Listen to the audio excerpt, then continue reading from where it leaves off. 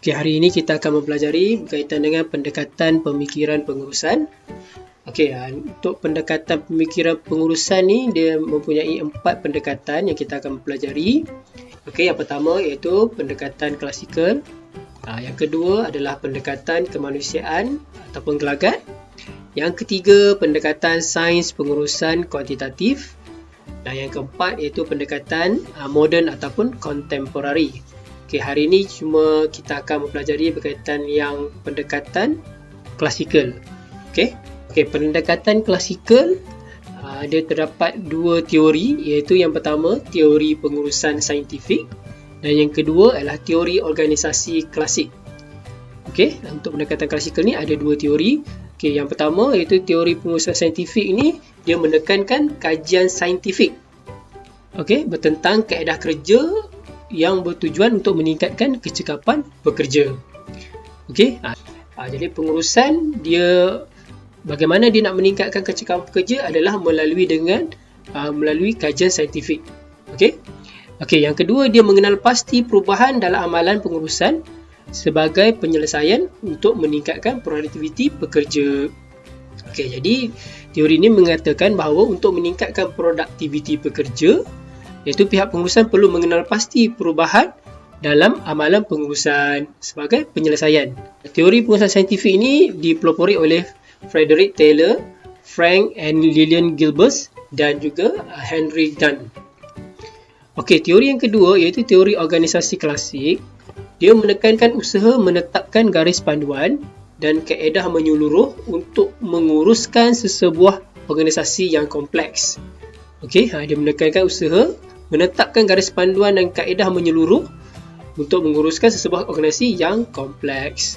Okey, yang teori organisasi klasik ni pula dipelopori oleh Henry Fayol dan juga Max Weber. Okey, apa beza antara 2 teori ni? Yang pertama, kalau teori pengurusan saintifik ni dia menekankan kajian saintifik lah. Okey, yang teori organisasi klasik ni pula dia menekankan usaha menetapkan garis panduan dan kaedah menyeluruh. Okey, untuk sebuah organisasi tersebut. Okey, seterusnya kita lihat teori pengurusan saintifik tadi tu. Okey, ini adalah Frederick Taylor. Okey, Frederick Taylor dia memperkenalkan 4 prinsip dalam pengurusan saintifik. Okey, yang pertama iaitu mengenal pasti kaedah terbaik untuk melaksanakan satu kerja atau tugas secara saintifik. Okey, prinsip yang kedua iaitu memilih, melatih dan membangunkan pekerja secara saintifik untuk mencapai tahap prestasi paling maksimum. Okey, yang ketiga, prinsip dia ialah menggalakkan kerjasama antara pekerja dan pihak pengurusan dengan menggunakan kaedah bekerja secara saintifik untuk mencapai matlamat yang ditetapkan oleh organisasi. Dan yang keempat, dia membahagikan tugas dan tanggungjawab secara adil dan saksama antara pihak pengurusan dengan pihak pekerja.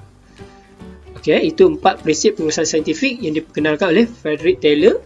Yang pertama, dia mengenal pasti kaedah terbaik. Yang kedua, dia memilih, melatih dan membangunkan pekerja secara saintifik.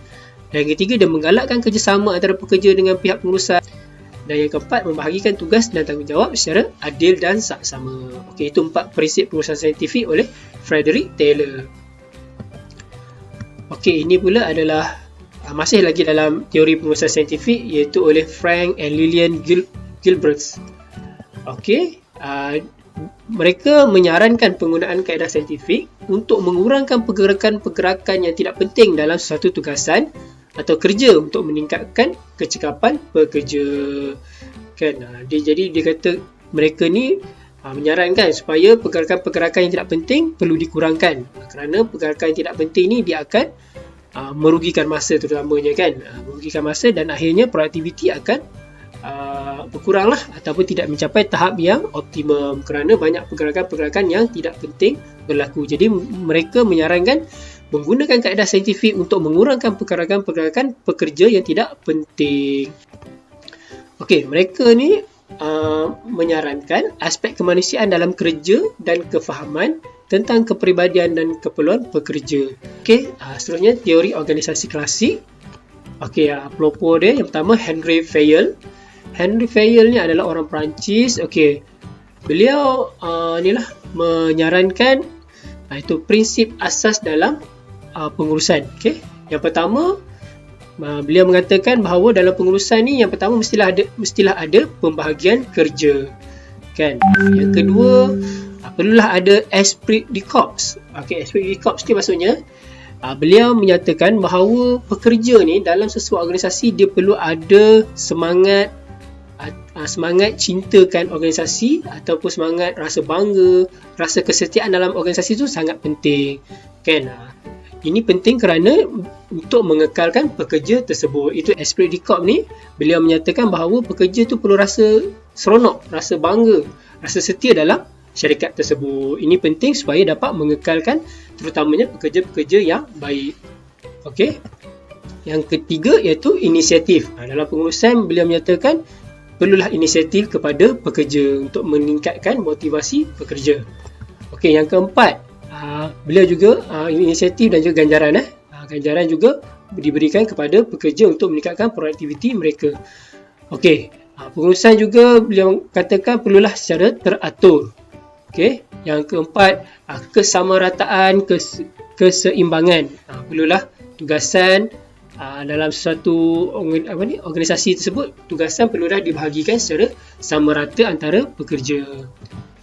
Beliau menyatakan dalam pengurusan ini perlulah ada rantaian arahan, terutamanya rantaian arahan yang jelas daripada pihak atasan kepada orang pertengahan kepada bawahan dan seterusnya kepada pekerja di bawah, kan. Perlu ada rantaian arahan. Jika pekerja tidak mempunyai disiplin yang baik, maka mereka tidak dapat menghasilkan produktiviti dengan baik.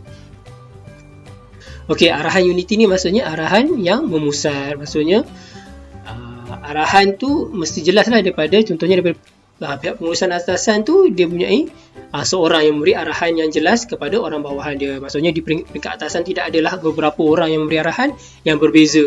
Jadi bila ada arahan yang berbeza daripada pihak atasan, maka mungkin boleh berlaku kecelaruan di peringkat pelaksanaan di bawah. Okay, yang ke-10, arah tujuan unity. Okay, yang ke-11, mengutamakan kepentingan organisasi. Okay, dalam pengurusan ni, pihak pengurusan perlulah mengutamakan kepentingan organisasi berbanding kepentingan peribadi, kan. Kepentingan organisasi ni biasanya inilah untuk meningkatkan produktiviti, untuk mencapai matlamat organisasi pada akhirnya, kan. Jadi masa pihak pengurusan ni perlulah dalam melaksanakan sesuatu tugasan mereka perlulah mengutamakan kepentingan organisasi. Okey, seterusnya Henry Fayol mengatakan dalam pengurusan ni perlulah ada pemusatan, kan. Okey, prinsip yang ke-13 iaitu kestabilan perkhidmatan pekerja. Maksudnya kita nak kekalkanlah dalam pengurusan ni, sebenarnya kita nak mengekalkan pekerja yang terbaik dalam organisasi kita. Okey, yang ke-14 iaitu yang terakhir iaitu authority.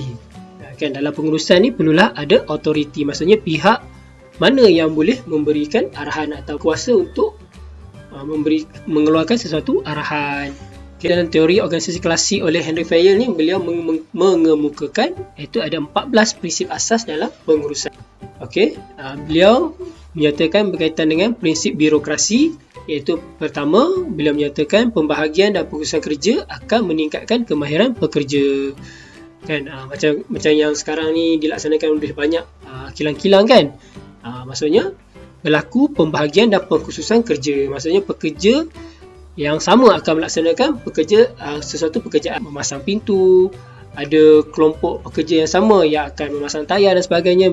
Okey, jadi bila ada pengkhususan kerja, maka pekerja itu dapat mempunyai kemahiran yang tinggi, kan, sebab mereka biasa melakukannya setiap hari, jadi mereka sangat mahir dalam kerja tersebut. Jadi bila mereka mempunyai kemahiran yang baik, maksudnya kualiti produk akan lebih terjamin.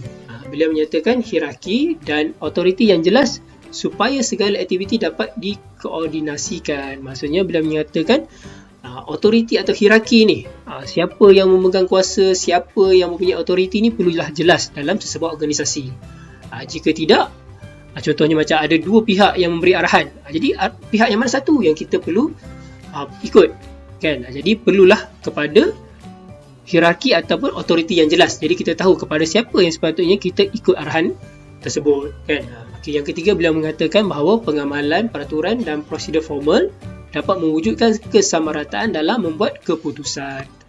Okey, yang keempat, beliau mengatakan tidak bersifat peribadi atau pilih kasih, iaitu peraturan, prosedur dan hukuman diaplikasikan secara sama rata.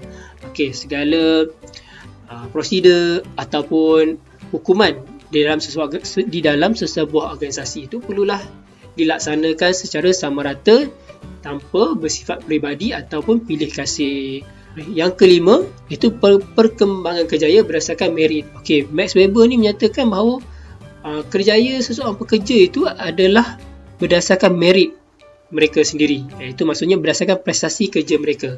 Jika pekerja itu mempunyai prestasi yang baik, maka mereka layaklah untuk dinaikkan pangkat. Okey, sekian saja kelas untuk hari ini. Assalamualaikum.